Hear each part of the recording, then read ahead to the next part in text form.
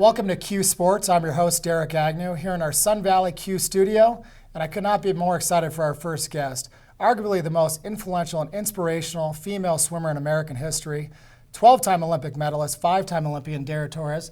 Thanks for being on the show with us today. Thanks for having me. Now, we're here in Sun Valley, and we were talking earlier. You have quite a Sun Valley connection. How far back does this connection with Sun Valley go? I think as a family, we've been coming here since I was about 10 or 11 years old.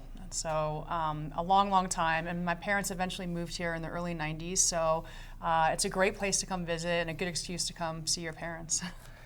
Now, growing up in Los Angeles, the '84 Olympics in LA, did it start getting in your mind like, what amazing deal it would be to swim in the Olympics in basically my backyard, my hometown? How big a focus did that come for you?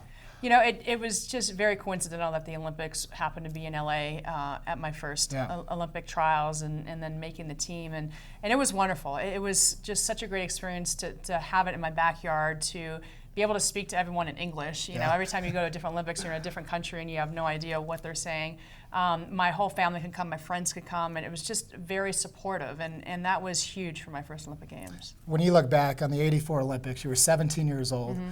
Was it eye-opening? Was it intimidating? Did you find yourself looking out in these humongous stadiums with just nerves like you'd never experienced? How big and grand was a stage for you at 17 years old?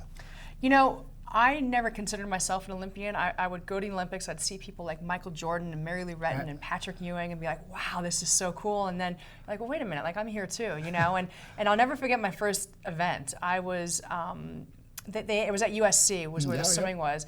And unless you're swimming in that event at that moment, the only people allowed on the deck are the officials. So they had us all out in these tents, like kind of in the back, so you couldn't really see the stadium. I mean, you saw the bleachers when you would warm up and stuff, but people weren't there yet. And so I remember like a couple events before mine, I kind of lifted up one of the tents and wanted to look out and see what it was, and I saw like 10,000 people there. I was like, oh my gosh, you know, and the biggest stage I swam in front of before that was maybe 100 people, and most of that were your like teammates or your coaches and your parents there, you know, not 10,000 people. And so I freaked out. Like I remember my face got flushed and I was flustered, and I had to go to like a nurse's tent and get like ice packs put on me. I was so nervous. And then I went out to swim, and it was just a relay. I don't want to say just a relay, but it was a relay, and it was a preliminaries. And I went out and went about 2 seconds slower than I did at trials. And they were actually thinking, wow, should we put this like inexperienced kid in the finals, or do we replace her with someone who's been there before? And the rule back then was if you place in the top 4 at Olympic trials, you're automatically swimming the finals at night, and I had gotten 4th.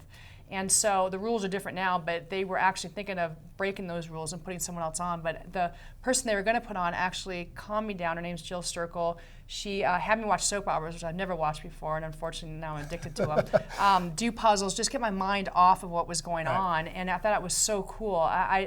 You know, people ask me like, who would be my idol? And she was someone who I really looked up to, because she didn't have to do that for me. She could have just, you know, gone off and done her own thing, and they probably would have put her on. But she calmed me down and got me ready for my race. And I went up there and went my best time in the split, and everything worked out well. But it was a very overwhelming experience. And that was your first gold medal, correct? Yeah, my first gold medal. First gold medal. You won a total of 4 gold medals, 4 silver and 4 bronze. Yep.